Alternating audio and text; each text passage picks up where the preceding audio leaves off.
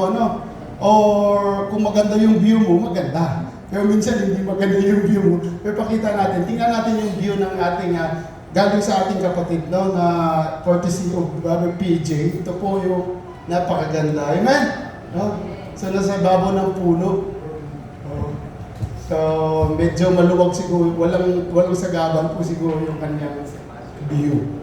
So, ito po ay lunar eclipse, no? The blood moon, or they call it worm moon.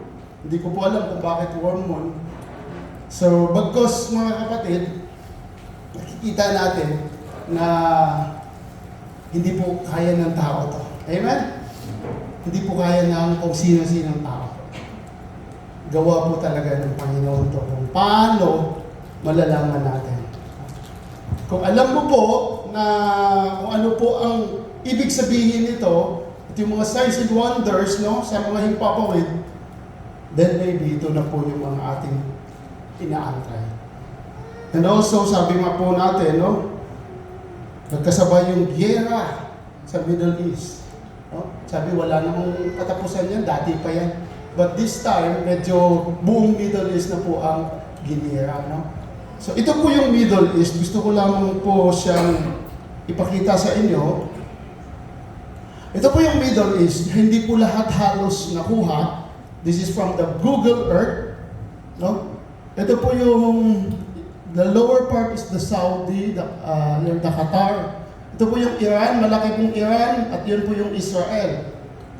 Kung bakit ko po pinapakita po ito sa inyo, may kinalaman po ito sa ating mensahe ngayong umaga.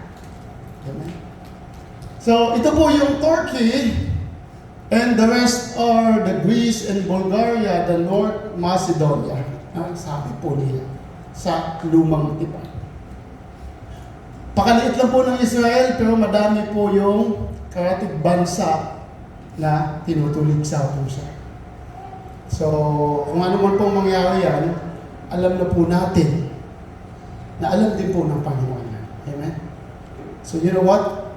The very good thing is sa bawat Kristiyano, ang Panginoon ay hinahanda na po tayo in advance. Amen? Alam na po natin na mangyayari ito eh. No, kaya po hindi ka na kinakabahan, hindi ka na natatakot. Ang sabi nga sa salita in Psalms 91, 10,000 may fall at your feet, 10,000 at your left, and 10,000 at your right, even at your back. Hindi ka maano. Bakit? Kasi alam mo na hindi ka pababayaan ng Diyos. Amen? Nanatili kang nakatayo dahil alam mo, ang pundasyon na tinatayuan mo, amen? Ay walang iba kundi ang Panginoong Jesus. Amen. Pakapang natin ang Panginoon. Sabi nga ng iba, mabuwal ka man, patuloy ka pa rin itatayo ng Panginoon. So brothers and sisters, ang sabi po ng Lucas, chapter 21, verse 25 to 28, magkakaroon ka ng palatandaan sa araw, sa buwan at sa mga bituin. Sa lupa ng mga bansa ay masisindak at malilito dahil sa ugong at mga daluyong ng dagat. Ang mga tao ay hihimatayin sa takot dahil sa pag-iisip sa mga kapahamakang darating sa sanlibutan, sapagkat mayayanig ang mga kapangyarihan sa langit. Amen. Nangyayari po ba? Sa panahon iyon, no? At you know what? Ito po ay mayroong kaakibat eh. Makikita nila ang anak ng taong dumarating na sa alapaap. Maybe this scenario, which is happening right now, ay ito din pong scenario na magaganap in the tribulation days. Kasi po, titingnan po natin sa panahon iyon, makikita nila ang anak ng tao dumarating na sa alapaap at may kapangyarihan at dakilang karangalan. Kapag nagsimula ng mangyari ang mga ito, kapatid, tumayo kayo at tumingala sapagkat malapit na ang pagliligtas sa inyo. Amen? Palakpakan namin ang Panginoon. Ang sabi po dito, you have to stand and lift up your head because the redemption of your life is near. Malapit na po ang ating kaligtasan.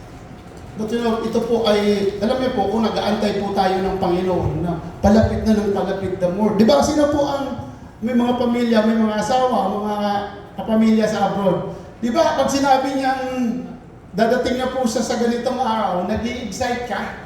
Palapit na ng palapit, ang tagal. Totoo po, lalo na din po yung mga pamilya mo doon, na pag-schedule ng uuwi, parang napakatagal.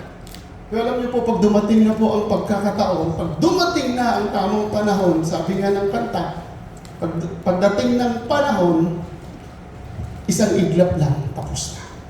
Amen. So brothers and sisters, ito po ang ating pag-uusapan sa umagang ito. No? It is all about God's timing.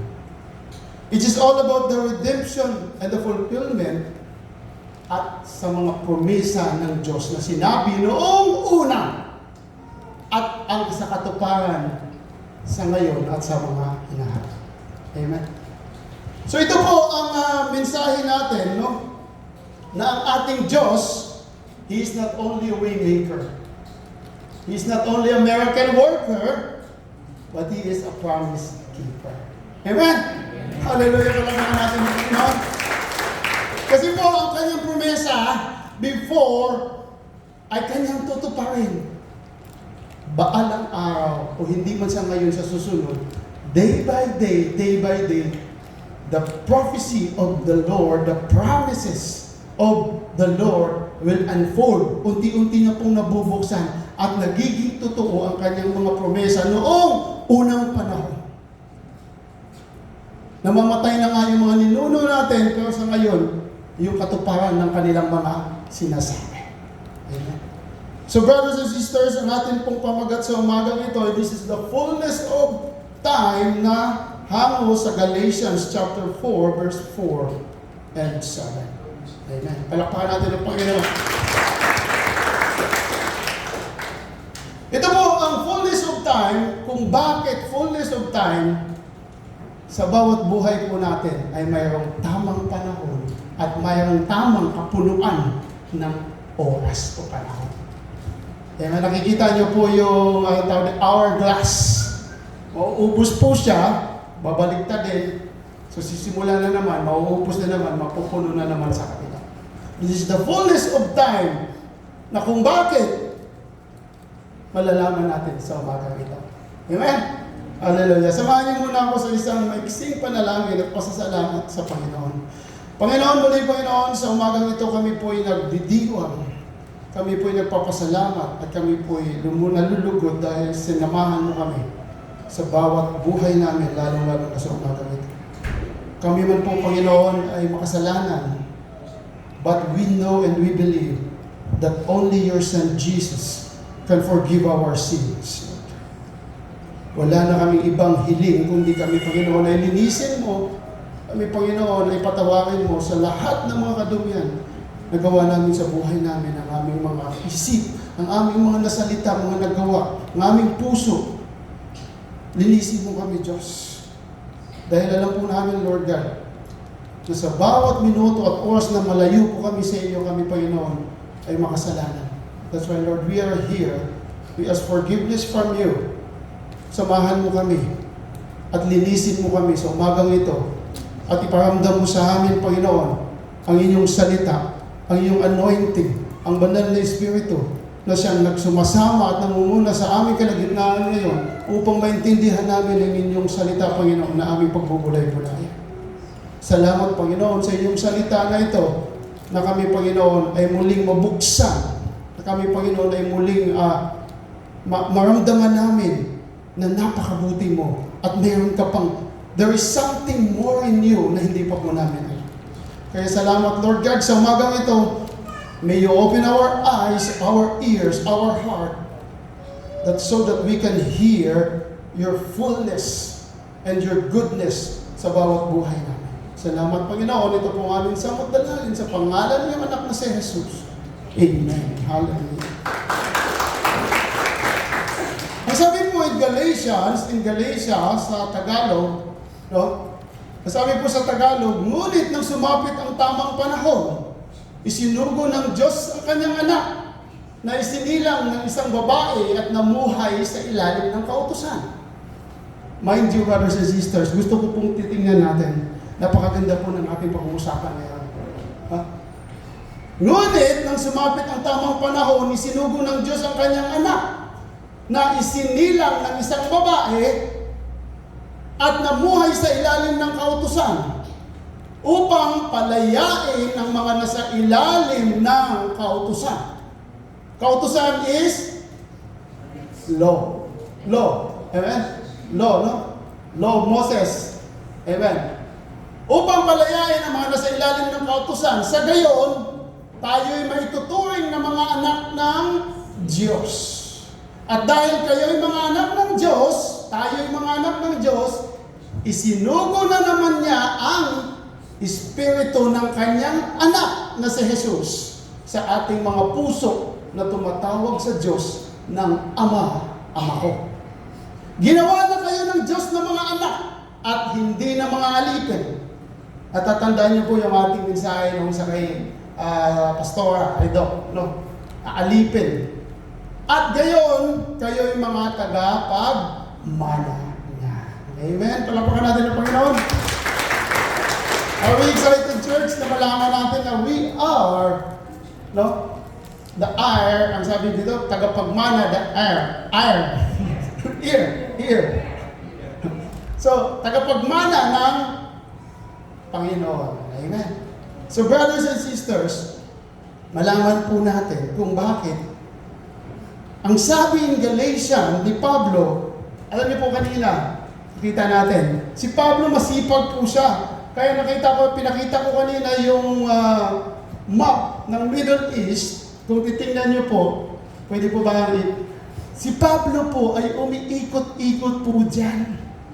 Punta siya ng Greece, punta siya ng balik na naman siya dito, punta siya ng Turkey, punta siya. Ito po yung mga hinayuan ni Pablo. Mind you, brothers and sisters, kuko pa lang po tayo sa ginawa ni Pablo. Wala pa po siguro. Kaya mga kapatid, dahil gusto ko lamang po ipakita sa inyo at malaman nyo na ang ating pag-uusapan ay nakasentro dito po sa ang tinatawag nilang Turkey. The new modern, sabi po dito is, makikita po natin, ang Turkey po dati ay isang, mamaya po malalaman natin. Sa lumang tipan, ang tinatawag po nilang, nakalimutan ko na. Mamaya, matatalakay po natin. So brothers and sisters, kaya po ang sinabi dito in Galatians, si Pablo po ang nagsulat po nito. So brothers and sisters, ito po ang sabi ng ating kapatid na si Pablo, that Jesus was sent to this world, no? Kung bakit? Bakit kaya? Alam naman po natin kung bakit. Ang sabi po ng kanyang salita, no? Ngunit nang sumapit ang tamang panahon, isinugo ng Diyos ang kanyang anak. Ano po ang rason kung bakit isinugo ng Diyos ang kanyang anak? Sino pong nakakala? Plus 5 points. Amen. Mga kapatid, alam niyo po, kung bakit isinugo ng kanyang ama si Jesus dito sa lupa, walang ibang dahilan kundi tayo po ay iligtas. May 5 points ka, mami. Palapakan natin ang Panginoon. Kaso na hindi ka kasama sa quiz namin. Hallelujah! Amen. That's why Jesus called Savior. No? So brothers and sisters, alam niyo po, the Old Testament, from Genesis to Malachi, how many books? 39. Huh? 39 books of all the Old Testament. Simula nung Genesis up to the Malachi, bakit hindi sinugo ng Diyos ang Panginoong Jesus? Because ang tamang rason na sinasabi ko dahil hindi pa puno ang tamang oras. Gusto pa ng Panginoon na malaman at makita yung talagang kasamaan ng kanyang bayan Israel. Amen. Alam niyo ba kung bakit? Kasi ganun talaga yung Israel, even us. Kasi we Gentiles, we are adopted son of Jesus, we are adopted son of God. Kapatid, kahit tayo, paulit-ulit tayo nagkakasala. Maging ang Israel ay pinagagawa ng kanilang mga magkapatid. No? Maging ang Israel ay nagkakagulo. Brothers and sisters, kung bakit isinugo ng Panginoon ang kanyang anak na si Jesus? Dahil sa tamang oras. And do you think tama ang oras na kanyang binigay? Tingnan po natin. Sa simula pa lang, ang sabi po ng Panginoon, nung si Eva ay nagkasala, ano po ang sabi? Kayo ng babae aking pag-aawayin. In Genesis chapter 3 verse 15. Binhi mo't binhi niya ay lagi kong paglalabanin. Ang binhi niya ang dudurog sa iyong ulo at sa sakong niya ay ikaw ang tutuklaw. This is what the Lord God said to Eve and the devil.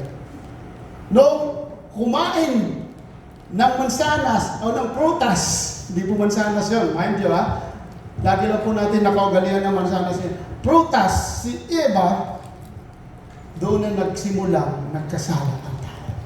Amen. Kaya nung sabi ng Panginoon, that moment in Genesis chapter 3 verse 15, kayo ng babae, the Lord God is talking to Eva and the devil. Kayo ng babae aking pag-awayin. Binhi mo't binhi niya ay lagi kong paglalabanin. Ang binhi niya ang dudurog sa iyong ulo at sa sakong niya ay ikaw ang tutukod. Take note.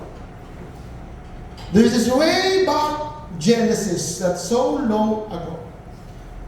Let's go to Matthew in the New Testament.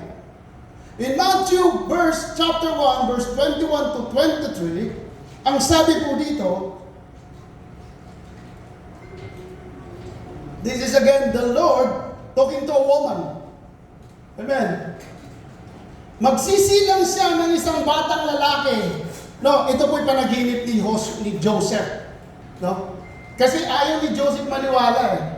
Kaya, nanaginip si Joseph, kinausap siya ng Panginoon, no?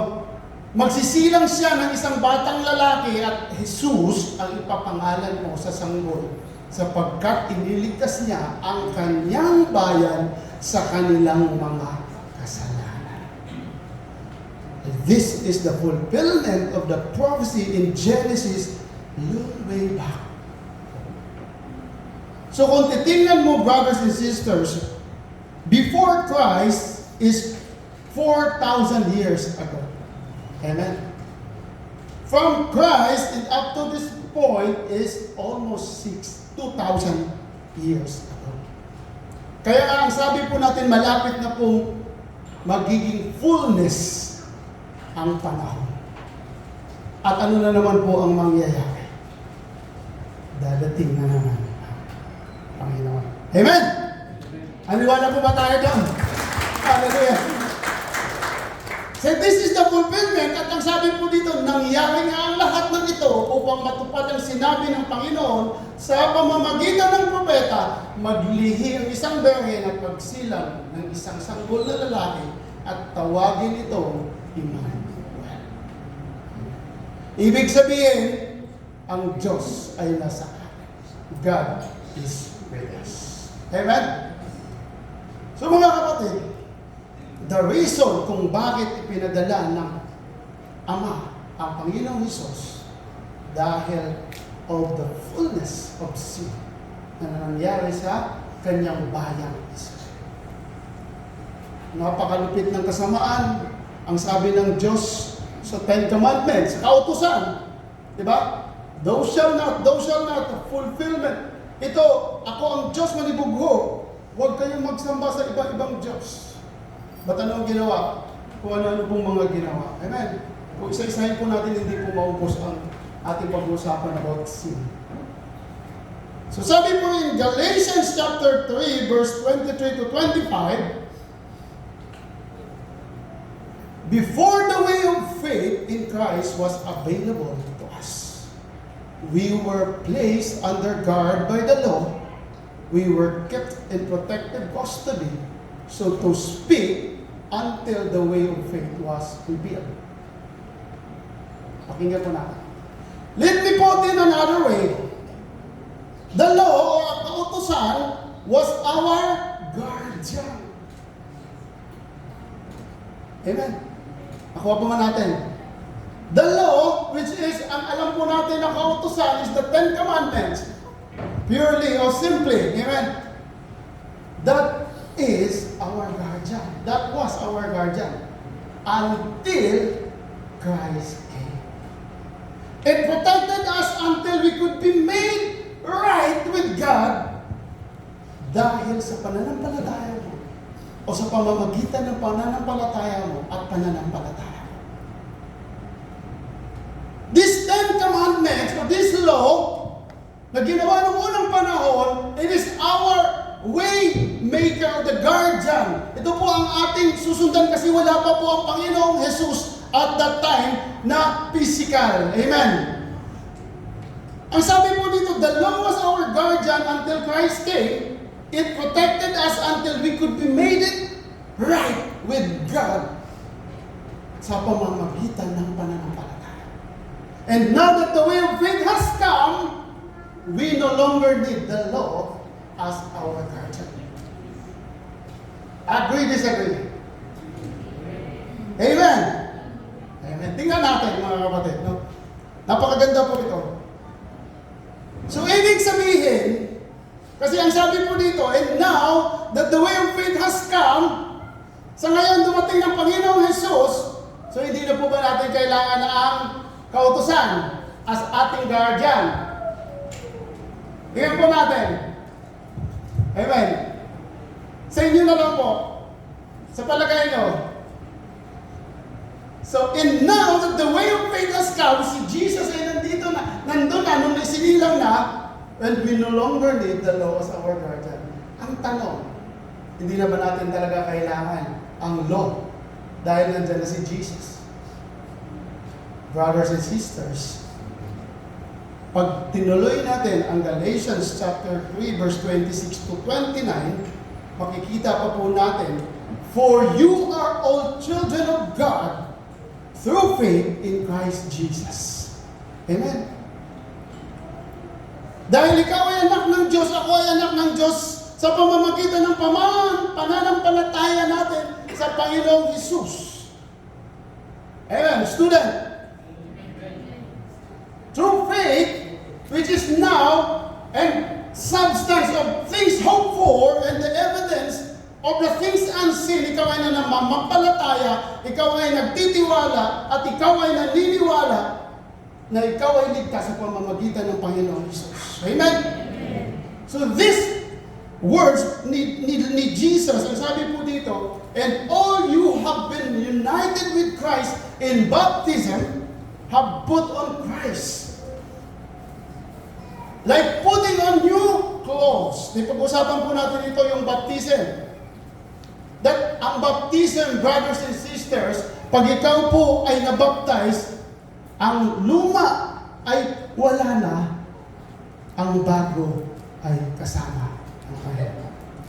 Amen?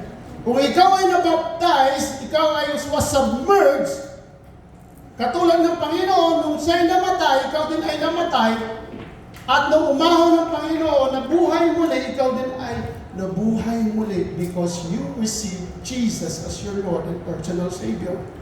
Amen? So brothers and sisters, there is no longer Jew or Gentile. Kung tayo man ay Gentile, nahuli din po tayo ng Panginoon. Amen? Because sa kasamaan ng Israelites, Ano po ang ating pinag-aaralan sa mga dati pa? Tayo po'y ginrafted. Tayo po'y kinuha at dinugtong sa puno. Upang tayo'y magiging anak ng Diyos. Are you excited? Bride of Christ, are you excited? Tuloy-tuloy po natin, napakaganda po to. And now that you belong to Christ, you are the true children of Abraham. Ano wala pa kayo? You are His heirs, and God's promise to Abraham belongs to you and me. Ano ba ang pinag-usapan ng Panginoon at ni Abraham? Kayo din po ba napag-isipan niyo din kung ano ang pinag-uusapan? Tingnan natin. So when Abraham and the Lord is talking, God has promised to Abraham. And according to Genesis chapter 12, these are the verses of communication of God and Abraham. Ang sabi po in Genesis chapter 12, verse 2 to 3, pararamihin ko ang iyong mga anak at apo. Yan ang pinag-usapan ni Abraham at ng Panginoon. At gagawin ko silang isang malaking bansa. Pagpapalain kita at gagawin kong dakila ang iyong pangalan at ikaw ay magiging pagpapala sa marami. Ang sayo'y magpapala ay aking pagpapalain at ang sayo'y sumumpa ay aking susumpain.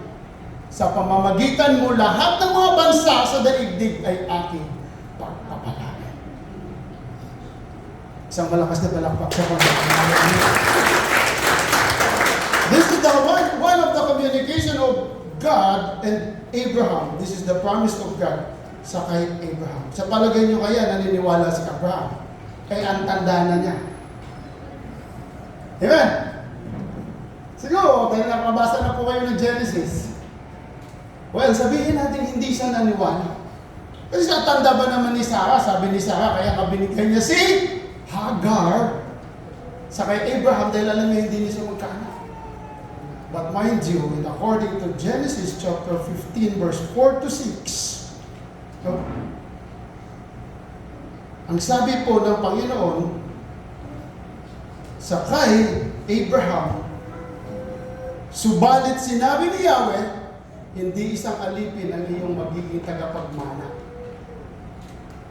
This communication, hindi naniniwala si Abraham sa sinabi ng Panginoon.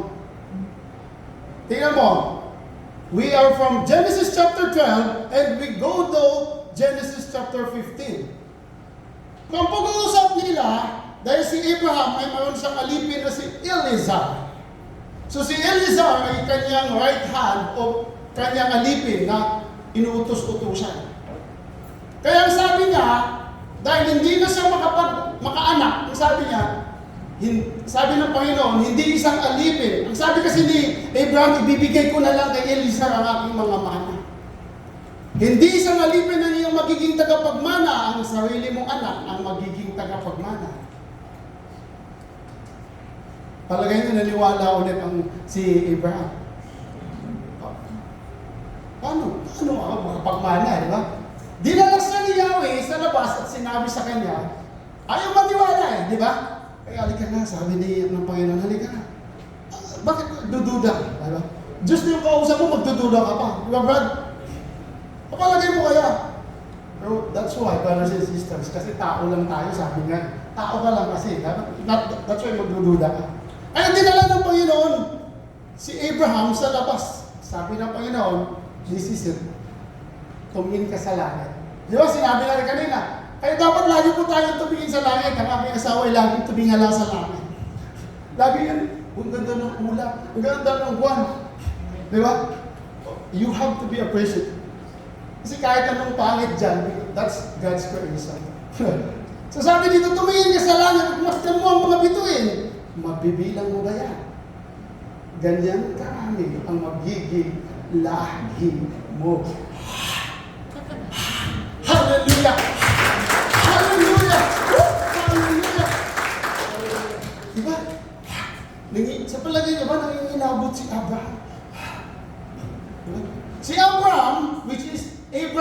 Abram po ang kanyang pangalan nung hindi pa siya kinatagpo na binago ng Panginoon, ay sumampalataya kay Yahweh. Now, mind you, dito na po siya naniniwala at sumampalataya. At dahil dito, siya ay itinuring ni Yahweh bilang isang tao matuwid. Palakpakan natin ang Panginoon! Hallelujah! Segue pa lang po to. No? Hindi pa po tayo dun sa ating mensahe. Inaalam pa lang natin ang kanilang pag-uusapan. And you know, brothers and sisters, may tanong na naman lang. Natapos na ba yung pinag-uusapan nila? Hindi pa. Ngayon pang dalawang Genesis na sinabi ko, di ba? Ang sabi naman in Genesis chapter 17, ay wala pala John, hindi ko pala naano. Ang sabi in Genesis chapter 17, verse 7 to 8, ngayon, nagkaroon na ng tipan si Abraham at ang Panginoon. There is a covenant between God and Abraham. Ang nangyari, dahil gusto talaga ni Abraham na mapatunayan na tama yung sinabi ng Panginoon, at ito namang ating Diyos na buhay, He is a promise keeper. Anong ginawa niya? Naggawa siya ng tipan. He made a covenant. Sabi po dito in 17, I will establish my covenant as an everlasting covenant. Na ang buong Canaan o ang Israel ay ibibigay ko sa iyo bilang iyong possession. Siguro naman, naniniwala na si Abraham o hindi pa rin. Kasi biglang nagbago na naman, iba na naman yung pangako ng Panginoon. And you know what? Tunay nga na napakabuti ng Diyos. Palakpakan natin yung mga. Hindi pa po siya kontento. Gumawa pa po siya ng panunumpa. That is our God. Hallelujah! Palakpakan natin ang Panginoon. Hallelujah! Ang Panginoon ay gumawa ng panunumpa. Ang sabi niya in Genesis chapter 22 verse 17 to 18, I will surely bless you and make your descendants as numerous as the stars because you have obeyed. Palakpakan natin ang Panginoon. Now, matapos na yung usapan nila, at anong nangyari, brothers and sisters? Karoon sila ng anak na si Isaac. Isa lang po yung anak niya. Siguro, tapos pinaalay pa sa kanya, amen? Grabe naman si Lord. Grabe talaga si Lord. Paano kaya? Tapos, isusubugin pa yung faith niya. Isang tao matuwid na nga siya, sinubok pa yung faith niya. Brothers and sisters, si Abraham po hindi na faith. That's why, naabot po tayo. Palakpakan natin ang Panginoon. Hallelujah! Woo! So, mind you, this is the segue of our story. At ito po ang malalaman natin kung bakit pati tayo naabot ng kautusan o sila pala at that time, no, ang Israel. Kasi tayo, we are under grace. Makikita natin kung ano pong pinagkaiba ng kautusan versus ano ba yung grace? Tagalog? Biyaya. Amen. God's law versus God's grace. Tingnan po natin. Ito po ang pinagkaiba o ang diferensya ng God's law and God's grace. If we read again the whole chapter of Galatians chapter 3, ito po ay makikita natin in verse 15, mga kapatid, narito ang isang pangkaraniwang halimbawa. Kapag nalagdaan na ang isang kasunduan, kapag nalagdaan na ang isang kasunduan, hindi na ito mapapawalang saysay ni madagdagan. Ngayon, nangako ang Diyos kay Abraham at sa kanyang supling, hindi sinabi sa kanyang mga supling. Hindi sinabi sa kanyang mga supling Ito po ay Galatians na sinabi doon sa Genesis na tinutukoy ay marami kundi ang sa iyong supling na iisa ang tinutukoy at ito ay ang Panginoon, Jesus. Moving on. Ito ang ibig kong sabihin, pinagtibay ng Diyos ang isang kasunduan at ipinangako niyang tutuparin ito. Ang kasunduan iyon at ang mga pangako ng Diyos ay hindi mapapawalang saysay ng kautusan na dumating pagkaraan ng 430 taon. So, 430 years, tama? 430 taon ang nakaraan bago dumating ang Panginoong Jesus. Correct me if I'm wrong. Sabi po ng salita ng Panginoon, kung ang pamana ay pinagkakaloob dahil sa kautusan, hindi na ito dahil sa pangako. Amen? Ay, intindihin po natin, mga kapatid. Kung ang pamana ay ipinagkaloob sa kautusan, hindi na ito dahil sa pangako. Hindi na ito pangako ng Panginoon. Ngunit ang pamana ay binigay ng Diyos kay Abraham bilang katuparan ng kanyang pangako. Ano ulit ang pangako? Tingnan natin. Ituloy pa ba natin? Kung ganoon, ano ang silbi ng kautusan? Sa sinasabi ko sa inyo, ano ang silbi ng kautusan? Mga kapatid, medyo tingnan po natin. Ano na po ito? Medyo may masustansya na pong pinag-uusapan natin. Hindi ko naman pinagmayabang ito, pero kailangan po natin na saliksikin ng mahigit. Kung gusto niyo po, pag-uwi po natin, basahin po natin ulit at pag-aaralan. Kasi hindi po ito makuha ng isang pag-uusap. Ang sabi po dito, kung gano'n, ano ang silbi ng kautusan? Idinagdag ito upang may pakita kung ano ang paglaba. Amen?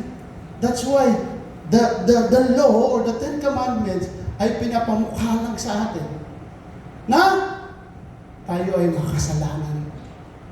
Kasi hindi po natin natutupad ang mga nakasulat sa kasulatan. Kahit isang sablay mo doon, lahat po ay sablay.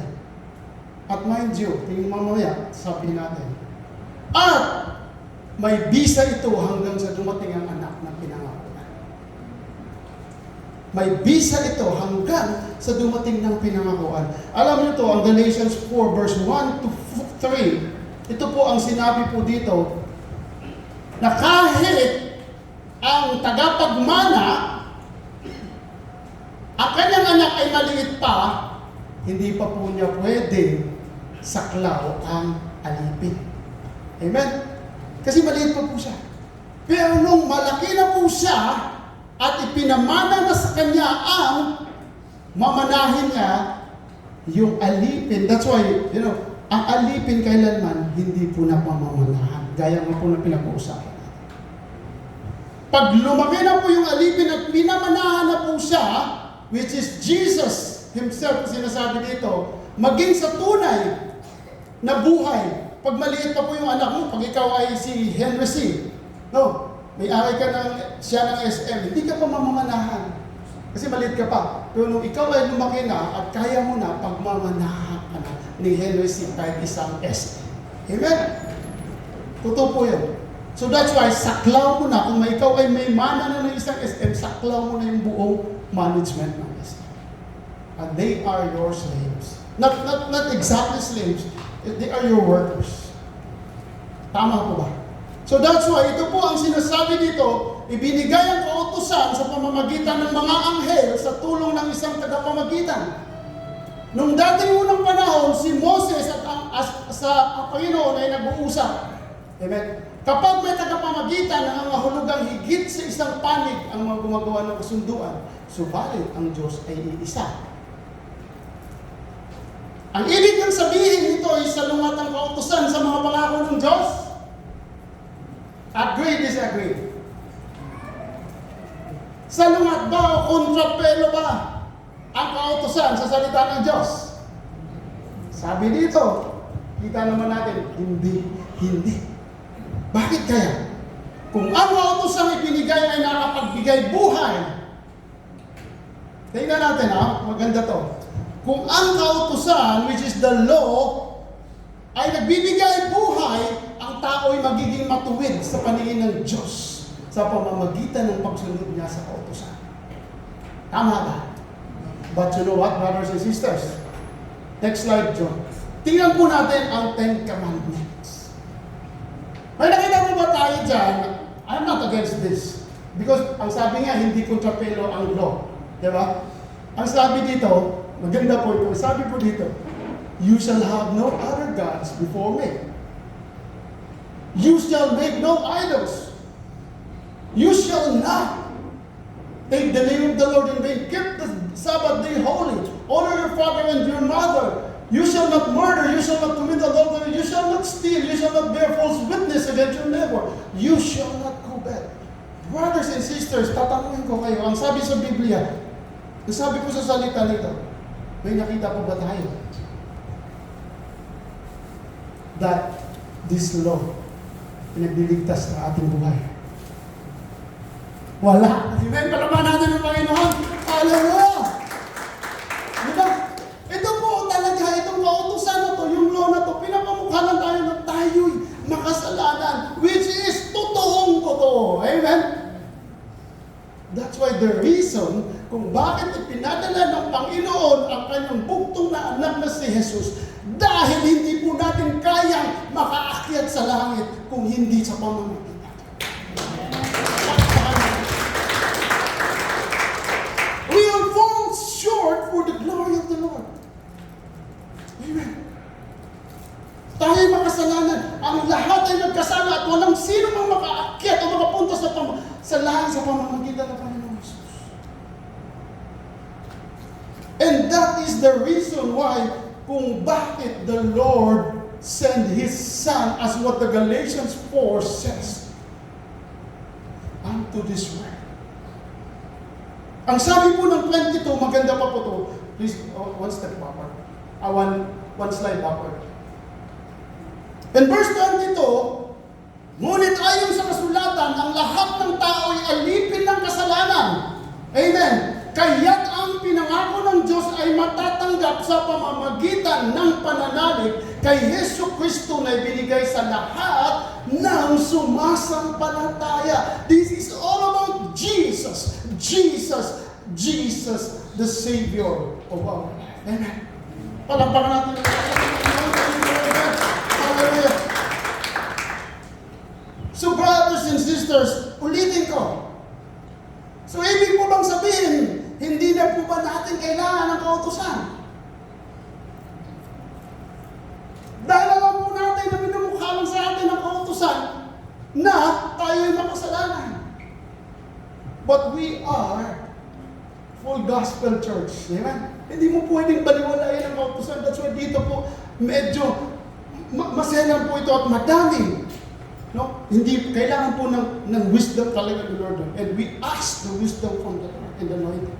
Ang sabi po dito, in Matthew chapter 5, verse 17 to 19, huwag ninyong akalaing napawito ako. Hello? This is, huwag ninyong akalaing napawito ako. This is Jesus. Upang ipawalang bisa ang kautusan at ang mga propeta. Napawito ako hindi upang ipawalang bisa ang mga iyon, kundi upang tuparin ang kautusan. Palakpakan natin ang Panginoon. Hallelujah!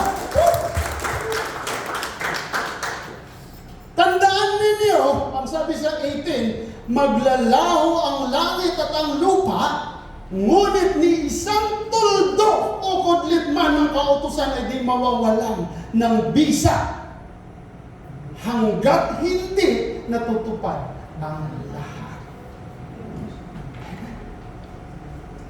Jesus is the ultimate law perfecter. Siya po yung tagaligtas ng kautusan. That's why the law, napakabuti ng Diyos. Napakabuti ng Diyos. Kasi alam mo bakit, brothers and sisters? Simula, ang pinag-usapan natin in Genesis, pag inaalam po natin talagang napakahaba. Nagkasala na yung tao. Hanggang sa kasalukuyan, nagkasala pa rin ng tao. Anong ginawa ng Panginoon?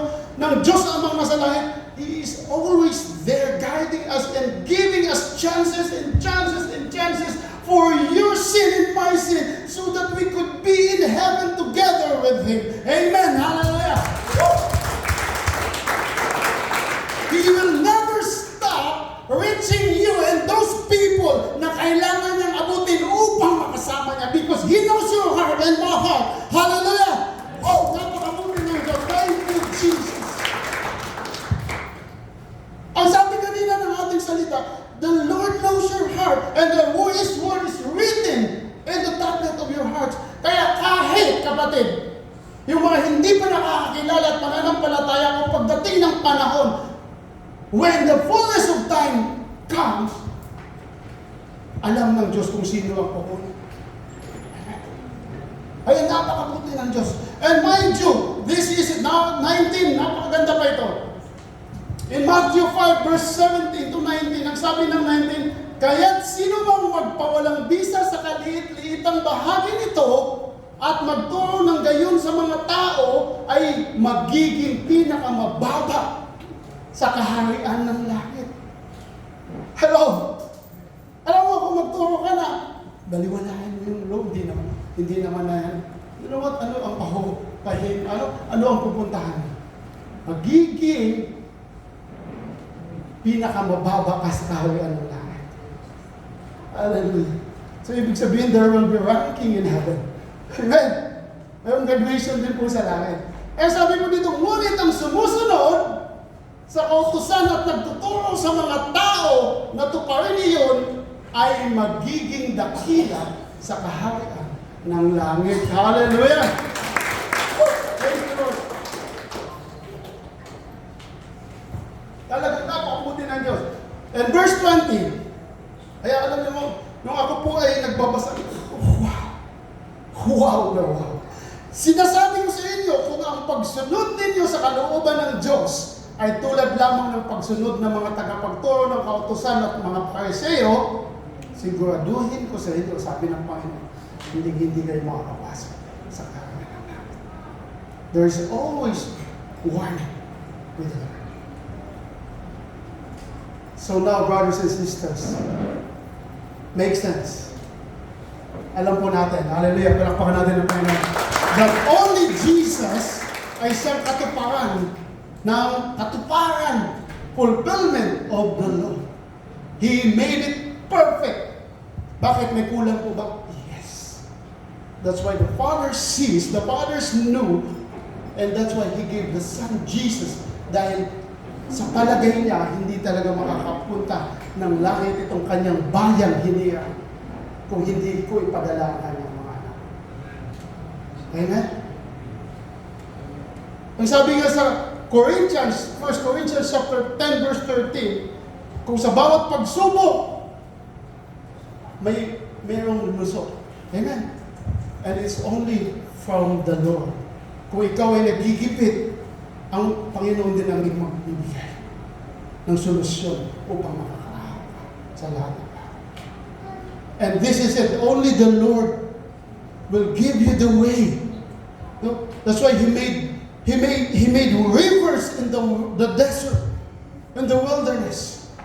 That's why He departed the sea for His people in order to save. Amen? Hinati niya yung dagat na napaka-imposible. That's why, kapatid, ikaw pa kaya nananampalataya sa Panginoong Jesus?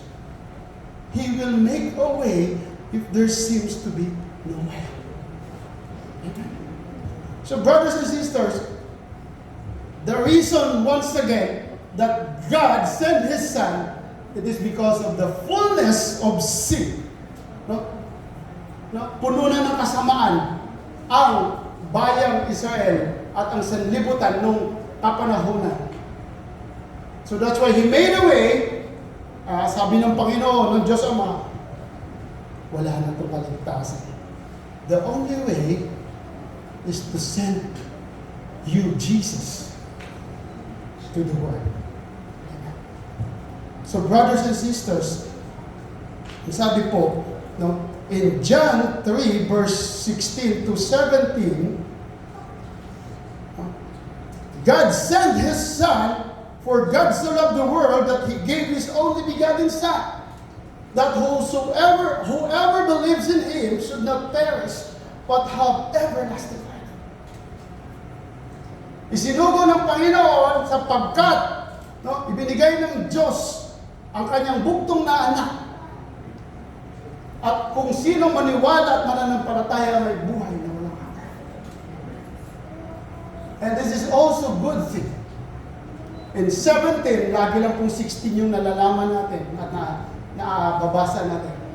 The 17 is also good. Sabi po dito, for God did not send His Son into the world to condemn the world, but the world through Him might be saved.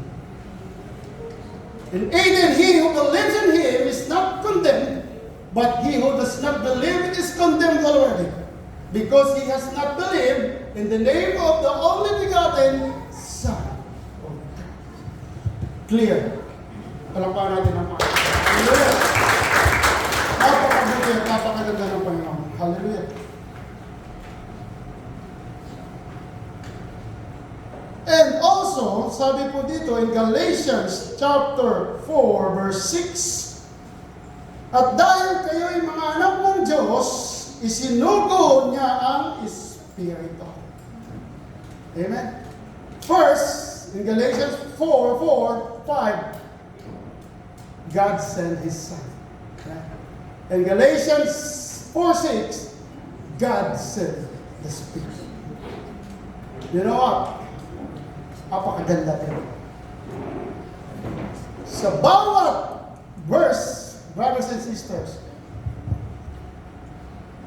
I tell you, hindi po yan kaagad-agad. In verse 4, verse 5, and verse 6, it talks a long days or weeks or months or years bago idinuto po yan. At ang sabi po dito, at dahil kayo mga anak ng Diyos, isinugo niya ang Espiritu ng kanyang anak sa ating mga puso na tumatawag sa Diyos ng Ama. So after God sent His Son Jesus, isinugo na naman niya yung banal na Espiritu ng ating Diyos na si Jesus. Ang tanong, nasaan ang Panginoong Jesus? Bakit isinugo niya na ang Espiritu ng Panginoong Jesus? Amen. And in John 14:6 or something hindi ko po nakuha, ang sabi ng Panginoon in John 14:26, His Spirit or the Spirit, bago po siyang aakyat sa langit, this is the ascension of Jesus, ay isugo ng banal na Diyos ang Espiritu dito sa lupa. And this is it. Ang sabi ng ating salita, at dahil kayo mga anak ng Diyos, isinugo niya ang Espiritu ng kanyang anak sa ating mga puso at tumawag sa Diyos na Ama. Ano po mong nakita natin? Wala na si Jesus. Siya'y umakyat na sa langit. Napakabuti pa din ng Diyos. Amen? Bakit? Hindi niya tayo iniwan. Amen? Napakabuti pa rin ng Panginoon. Hallelujah! Napakabuti ng Panginoon. Hindi niya tayo pinabayaan. Sinugo niya ang banal na Espiritu para sa bawat isa na nanampalataya sa kanyang anak na si Jesus. Amen? Hindi niya tayo, He did not leave us abandoned. Yan yung kanta. No? He did not leave us abandoned. Hindi niya tayo iniwan na orphan. Hindi niya po tayo iniwan na bahala ka sa buhay mo. Hindi niya tayo iniwan na suluhin mo problema mo. Amen? But God is really good because He sent His Spirit, Spirit ng kanyang anak na si Jesus. Hindi ka pa din iniwan, hindi pa din tayo iniwan upang sa bawat pagkakataon at sa oras, tayo may tatawagin, Ama, Ama ko. Amen! Hallelujah! Palakpakan natin ang Panginoon. And mind you, hindi lang po basta pag tumatawag ka sa Ama, Ama ko. Yung tumatawag sa Ama, Ama ko, ay yun lamang ang mga anak ng Diyos at nakikita si Jesus sa buhay niya. Amen. Other than that, mind you, hindi ka pakansin na pa. Because if the Lord, our Father sees Jesus into you sa buhay mo, sa puso mo, pag nananalangin ka, kapatid, sasagutin at tutulungin ka. Because you have the privilege of being the sonship and adopted son of our God. Amen! Palakpakan natin ng Panginoon. Kaya huwag kang mahiyang tumawag, sabi niya ng Panginoon, kung bakit hindi ka nadidinig ng Diyos at hindi binibigay ang iyong mga hiling dahil hindi ka tumatawag sa Diyos. Sabi po sa salita ng Panginoon, because you did not ask. Hindi ka humihingi. Ang sabi ng Panginoon, humiling ka at bibigyan kita. I am your Father, and the Father wants to give all things to His Son. Amen? Lahat ng bagay ay ibibigay ng Ama sa kanyang anak. And also, dito malalaman natin at makikita natin that really God is good. Totoo ang kanyang sinabi. In Acts, mga gawa 16, verse 6 to 7, let us see the Spirit of Jesus. Sapagkat binawalan sila ng Espiritu Santo na mangaral sa lalawigan ng Asya. This is Paul again. Naglakbay sina Pablo sa lupain ng Phrygia at Galatia. This is it, the Galatia. This is the church. Pagdating sa hangganan ng Misiya, papasok na sana sila sa Bithynia, subalit hindi sila pinahuntulutan ng Espiritu ni Jesus.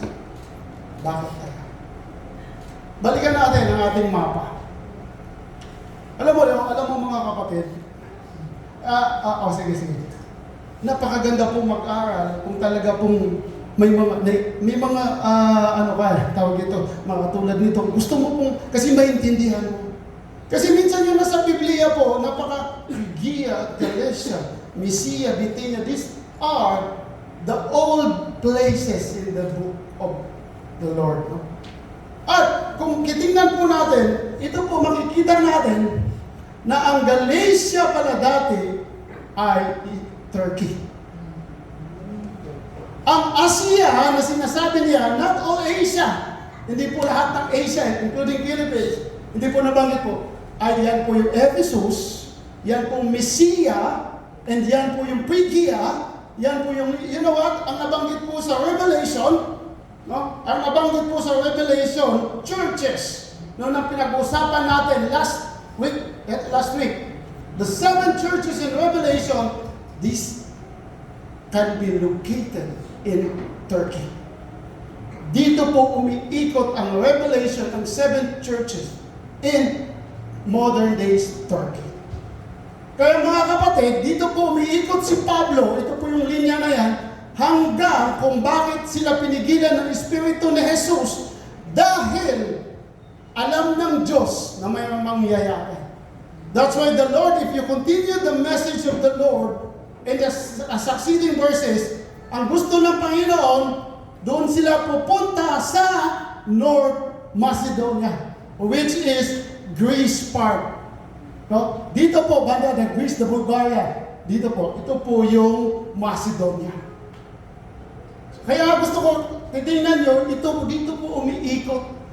And this area, talagang, as of now, dito po gumagalaw pa ang Biblia. Amen? Kaya magtataka ka mga kapatid. Napakaganda ng Bible kung medyo naintindihan mo na. Kaya pala. So pala pa, there is, no? Na kaya nga yung from Genesis to Revelation, from Matthew to Mark to Revelation, nagkaganon-ganon sa yung connection. Nagkadugtong-dugtong. The Bible is really the Word of the Lord. Maniwala po tayo. Hindi po siya biro, hindi po siya kakahanan. And you know, my brothers and sisters, ang sabi po dito, no? In Matthew chapter 23 verse 9, balik po tayo sa ating mensahe, no? That if you are the Son of God, you can have the access to the Father. Amen? One backslide. Isa pa. Yes, isa pa. Yan, okay. Ang sabi po dito, sinugo niya ang Espiritu ng kanyang anak sa ating mga puso na tumawag sa Diyos ng Ama-Ama ko. Kaya mga kapatid, bago ka, ang sabi po ng salita ng Panginoon, pag ikaw ay dumulog sa Panginoon, magpalinis ka muna. Humingi ka muna ng tawad bago ka tumawag ng Ama ko.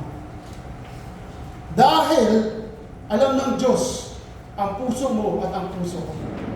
Kaya as the son and daughters of the Lord, you have now the access to the Father. And you can say, Abba, Abba. Bihira lang po ang tumatawag ng Abba because this is the Aramaic term para po tumawag sa Panginoon. At ang sabi po sa Matthew chapter 23 verse 9, if you don't have relationship, no, kung wala kayong relasyon ng iyong ama, even in this world, wala kayong, hindi mo kadugo. Ang sabi po ng Panginoon in Matthew chapter 23 verse 9, and don't address anyone here on earth as Father, for only God in heaven is your Father. Amen. May nakilala po ba tayo na tinatawag natin ay Father, except sa ating Ama? Kung wala kang relasyon, if you don't have any relationship with your Father, huwag mo siyang tawagin Ama. Amen. So, ang sabi po ng Panginoon, and don't address anyone here on earth as Father, for only God in heaven is your Father. Hallelujah. Amen. Tahimik ba lahat? Kaya po, makikita po natin kung ano po talaga ang sinasabi ng Biblia. And if you know the truth will set you free. So in Marcos chapter 14 verse 36, even Jesus, sabi ni Panginoong Jesus, lumayo siya ng kaunti. At pagkatapos ay nagpatira pa upang manalangin na kung maaari, huwag niyang sumapit sa kanyang oras ng paghihirap. Nanalangin siya, Ama ko. Because Jesus at this moment, at this scenario, He is 100% human. At alam niya yung kanyang mararanasan. At ang sabi niya, kung nawa, maaari sana, magagawa mo ang lahat ng bagay, alisin mo sa akin ang paghihirap na ito. Kung hindi ang kalooban mo, kundi ang kalooban ko ang masunod. Not my will, but your will be done. Amen. Even Jesus, ramdam niya at alam niya kung ano ang mangyayari sa kanya. Because this time, nang nananalangin siya sa Gethsemane, alam niya na malapit ng kanyang bukas. But he prayed. That's why this is our prayer also, Lord, let your will be done. Not my will, but your will be done. Kasi sabi po ng salita ng Panginoon, no? Ang will ng tao ay hindi mananaig sa will ng Panginoon. Proverbs, amen? So, ito po ang ating titingnan. So, brothers and sisters, since God sent His Son into this world to save us, to save you and me. And after that, you have a relationship with the Father because you accept Jesus as your Lord and personal Savior. Yan lang po, napakasimple. Umalis na po siya, umakyat siya sa langit. Then, He sent His Spirit once again into this world to be with you at maggabay at pagiging patnubay at magturo ng tamang katuruan at daan para sa bawat isa sa atin. And after this, ang sabi po dito in Galatians chapter 4 verse 7, we are no longer a slave. Amen. Palakpakan natin ang Biblia. Hindi ka na alipin. Ikaw ay anak ng Diyos because of the sonship that you have. Because of the, you accept Jesus as your Lord and personal Savior, that's why mahalaga ang pagtanggap sa Panginoon sa buhay natin. So sabi po sa Galatians chapter 4 verse 7, therefore you are no longer a slave, but a son. And if a son, then an heir of God through Christ. Sa Tagalog, ang sabi, ginawa na kayo ng Diyos na mga anak at hindi na mga alipin. At kung gayon, kayo'y mga tagapagmana niya. Hallelujah! Woo! Amen. Sino po ang gustong maging mayaman pagdating ng tamang panahon? Amen. Parang ayaw nyo. Amen. Palapan natin ang Panginoon. Ano lang bakit? Brothers and sisters, kung ano ang merong ang Panginoong Jesus, meron ka din. Amen. Malalaman po natin, tingnan natin. In Romans chapter 8, verse 14 to 17, for all who are led by the Spirit of God are children of God. So you have not received a spirit that makes you fearful slave. Instead, you received God's Spirit when He adopted you as His own children. Now we can call Him Abba, Father. Kaya huwag kang maging hesitant, huwag kang mag-alala. Bago ka lumapit sa Panginoon, of course, manalangin ka, humingi ka ng tawad. And then, the Lord will answer you. Ang humahadlang lamang po sa iyo at sa Panginoon, maging sa akin at ang Panginoon, ang kasalanan. That's why when Jesus was crucified on the cross, He said, promote po pala natin ang 7 last words natin, no? So, welcome po kayo sa 7 last words natin on March o April 2 and 3. Thursday and Friday, we have a 7 last words. So, it says, ang sabi po dito, Father, why have you forsaken me?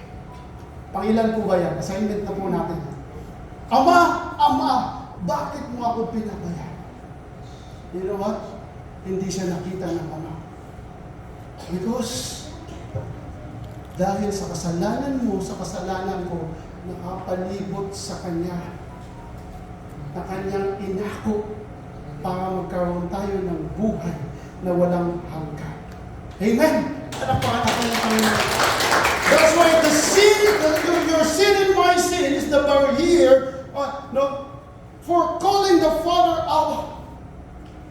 Kaya huwag tayong magkaya, Lord, patawarin mo ako. Ako ay nagkasala na naman, patawarin mo po ako. No? Then this is the step, Abba. Sa Middle East, ang tawag po nila sa kanilang papa o daddy, Abba. Abba.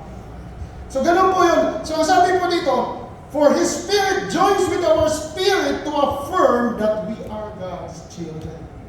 So nung ikaw ay tumanggap sa Panginoong Yesus at mayroon ka ng banal na Espiritu, His Spirit and your spirit joins together. So anong meron kayo? May relasyon kayo. That's why yun nga sinasabi natin kanina, na if you don't have any relationship, don't call Him Father. Tawagin mo lamang siyang Ama kung siya po ay tatay mo o tatay niya. And this is the word of the Lord. And since we are His children, we are His heirs. In fact, together with Christ, we are heirs for God's glory. But if we are to share His glory, we must also share His suffering. Hindi din po madali. Kasi kung ano pinagdadaanan ng Panginoon, dapat maramdaman din po natin. So, and also, mga kapatid, so, ang sabi po dito, di ba napakabuti ng Diyos? Amen? Excited ka ba kayo? So, ang tanong ko, Ano po ba, ang tanong ko pala kanina, sino ba ang gustong maging mayaman pagdating ng tamang panahon? Itaas mo natin kamay. Kung sino po ang ayaw, sige ka. Sige ka. Sige ka, si Lord na bahala sa'yo. Ayaw mo. You know what? Siguro, itanungin ko kayo ulit mamaya. Kasi hindi mo pa alam kung ano ang mamanahin mo pagdating sa langit.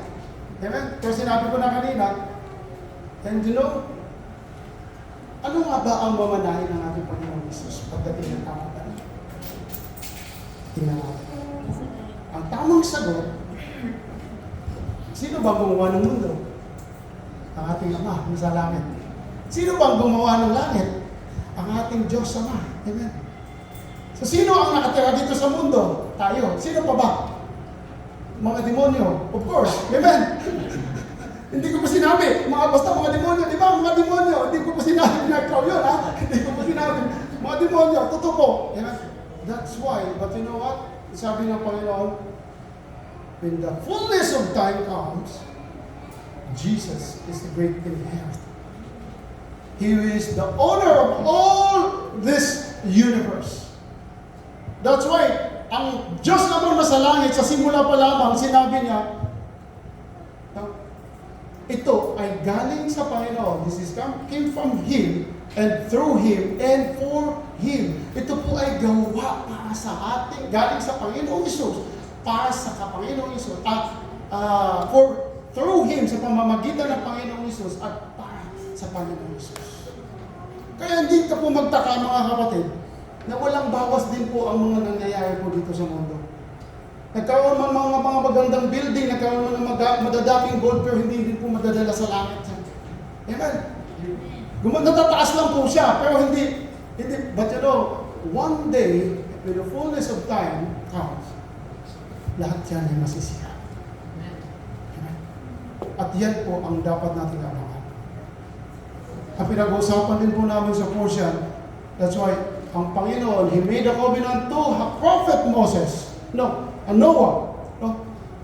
Na hindi niya gugunawin ang mundo sa pamamagitan ng rainbow. Ng baha. That's why He made a covenant. So, gugunawin niya na muli ang mundo sa pamamagitan ng apoy. And this is the word of the Lord. At ano pong nangyayari sa ngayon? Napakadaming fireworks. Amen? Sabi po, yung mga apoy, bagsak dito, bagsak doon. And the prophecy is unti-unti na po So sabi po ng Hebreo, at napakaganda po nito, mayroon pa po isang pasabog ng Panginoon. Tingnan natin. Ang sabi po in Hebreo chapter 1 verse 1 and 2, noong una nagsalita ang Diyos sa ating mga ninuno. Sa ibang-ibang panahon at sa iba't ibang paraan sa pamamagitan ng propeta. Ngunit sa mga huling araw na ito, siya'y nagsalita sa atin sa pamamagitan ng kanyang anak. Sa pamamagitan ng anak ay nilikha ng Diyos ang sanlibutan at siya ang piniling tagapagmana ng lahat ng bagay. Amen! Hallelujah! Woo! Thank you, Jesus! Amen! Mga awit, chapter 2, verse 1 to 12, napakahaba po nito, pero tingnan po natin. Ano pong nangyayari sa ngayong panahon? Bakit nagbabalak magimagsik ang mga bansa? Sabi po ng awit. Sa sabuatan nilang ito ay anong kanilang mapapala? Nasa Biblia po talaga pala. Mga hari ng lupa ay nagkasundo at sama-samang lumalaban. Hinahamon si Yahweh at kanyang hinirang. Sinasabi nila ang paghahari nila sa atin ay dapat nang matapos. Dapat na tayong lumaya at kumawala sa gapos. Si Yahweh na nakaupo sa langit ay natatawa lamang. Sabi nga si Yahweh. Lahat ng plano nila ay wala ng katotohanan. Sa tindi ng kanyang galit sila'y kanyang binalaan. Sa tindi ng puot sila'y kanyang sinabihan. Doon sa Zion, sa bundok na banal, ang haring pinili ko'y aking itinalaga. Ipinahayag ko ang sinabi sa akin ni Yahweh, ikaw ang aking anak.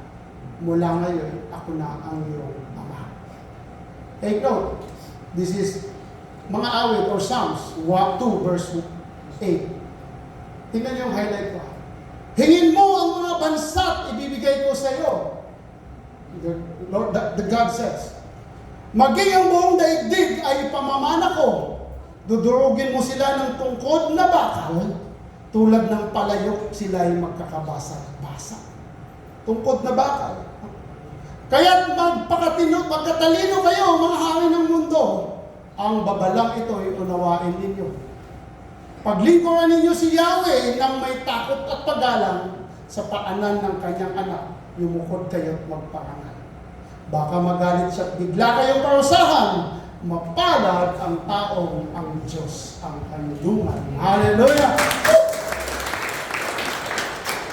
Tingnan nyo, yung verse 8, no? Sabi ko kanina, hingin mo ang bansa, ibibigay ko sa iyo. Sabi ang Panginoon. Maging ang buong daigdig ay pinapamana ko. Durugin mo mga sila ng tungkod sa bakal, tulad ng palayok sila ay magkakabasag-basag. You know what? That was the prophecy in the Old Testament. And this Revelation chapter 2, verse 24 to 26. Tingnan po natin.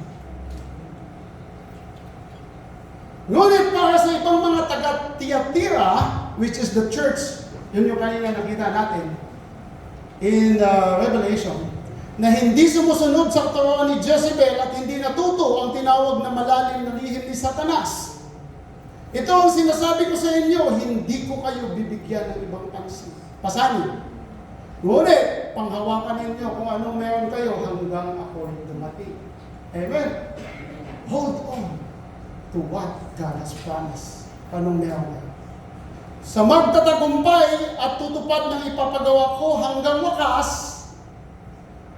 ibibigay ko sa kanya ang pamamahala sa mga bansa. Mamahala siya sa pamamagitan ng tungkod na bakal at dudurugin niya ang mga bansa na parang mga palayok. Hallelujah! Woo! Tingnan nyo, di ba? This was in Psalms chapter 2, verse 8. At ito po ay Revelation chapter 2, verse 26 to 27. In 28, ibinibigay ko ito kung paano ibinigay ito sa akin ng Ama. Ibibigay ko rin sa mga matatagumpay ang bituin sa umaga. Ang lahat ng may pandinig ay makinig sa sinasabi ng Espiritu sa mga iglesia. Palakpakan natin ang Panginoon. Mayroon po ba tayong pandinig? Itaas ang kamay. Hallelujah!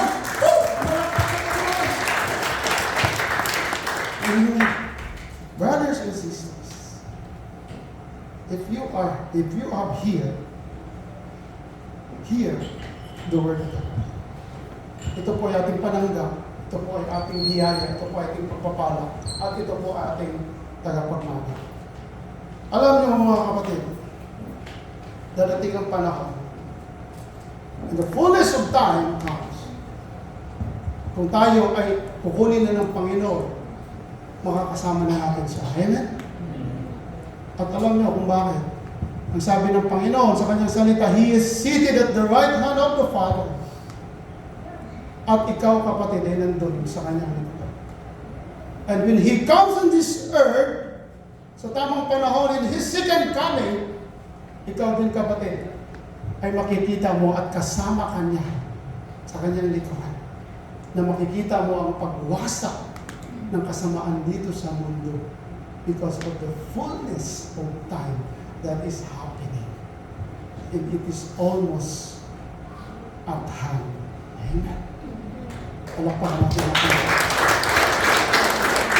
Napakabuti ng Diyos kung bakit. Dahil ang sabi niya kanyang salita, ikaw ay makakakita ng kanyang pagdurog sa mundo pagdating sa dagat.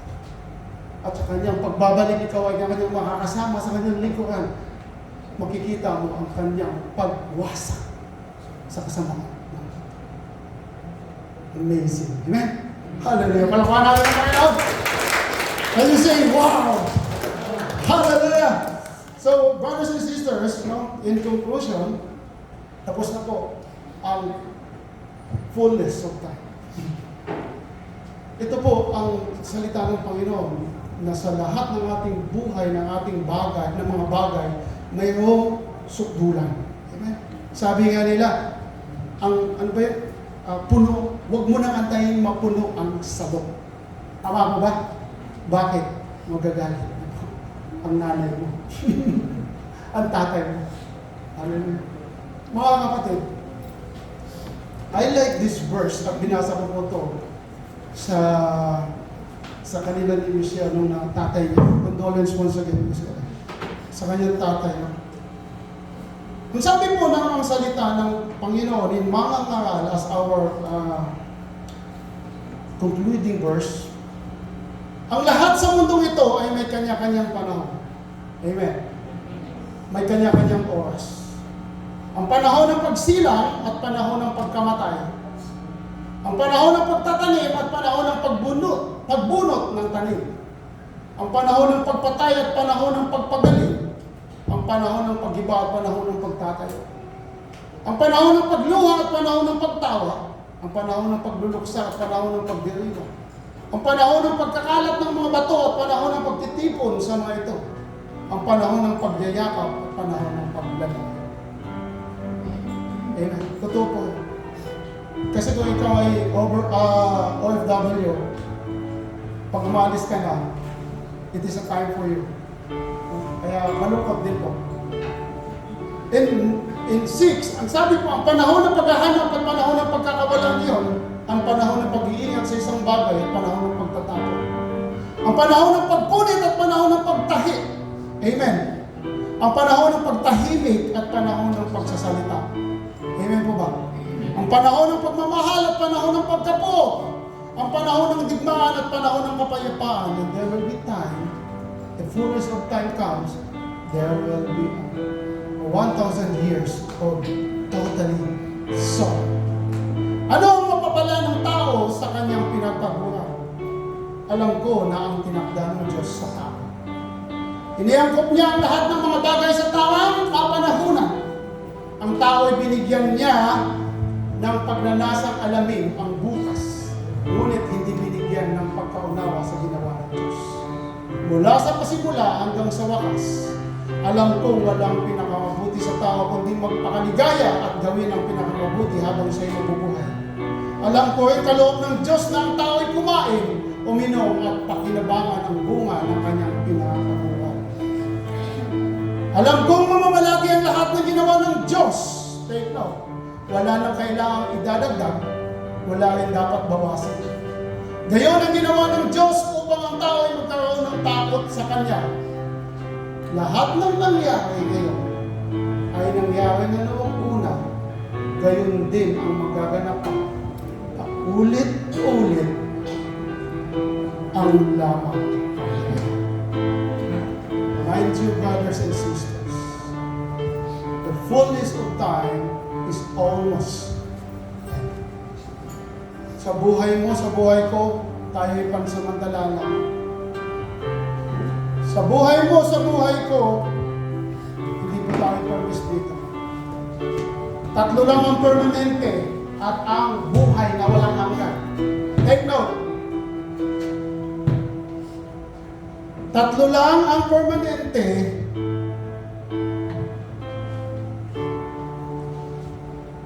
sa buhay na walang hanggan. Una, langit. Pangalawa, impyerno. Pangatlo, maaaring ikaw. Palapakan natin ang Panginoon. Amen? That's why it's not too late. If the fullness of time, hindi pa tapos, may pagkataon pa tayo upang bumawi. May pagkataon pa tayo upang humingi ng tawad, tumalikod sa kasalanan, at manatili sa ating Diyos. Salamat sa ating Diyos na buhay na napakabuti. Walang katulad, walang kapares. Awitin po natin. Once. Pagpapatan mo, O Diyos, tunay at dakila. Ang pag-ibig mo ay wakas sa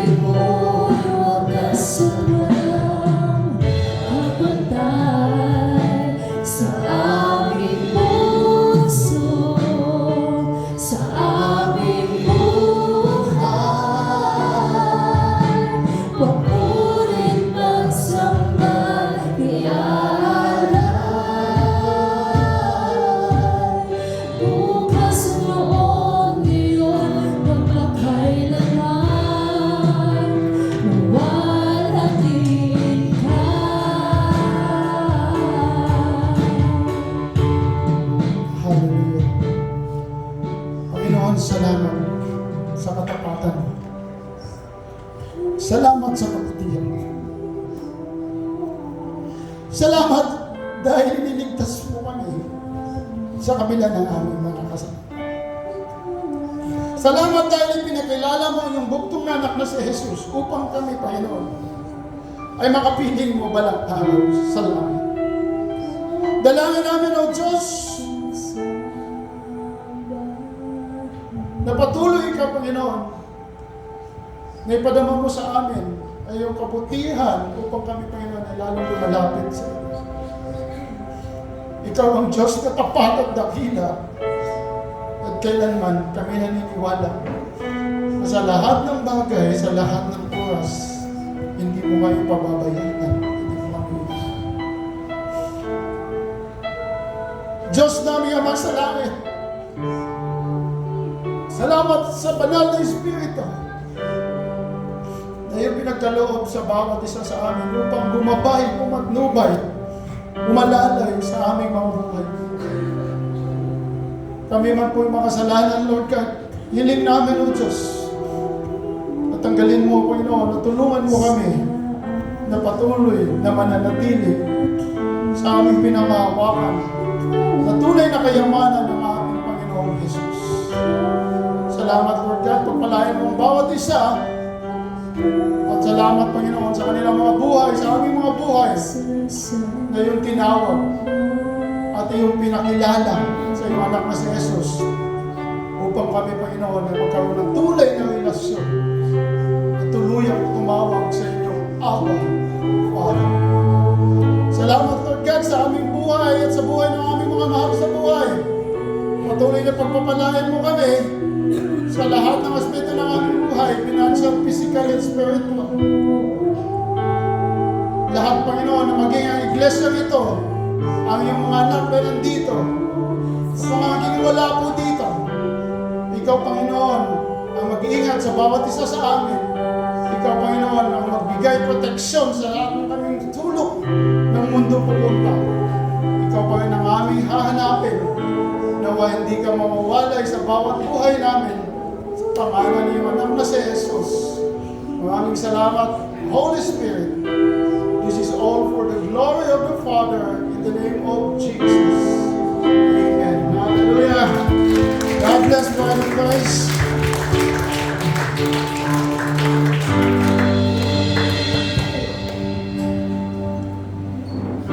Amen. Hallelujah. Dadako po tayo sa ating pamilya.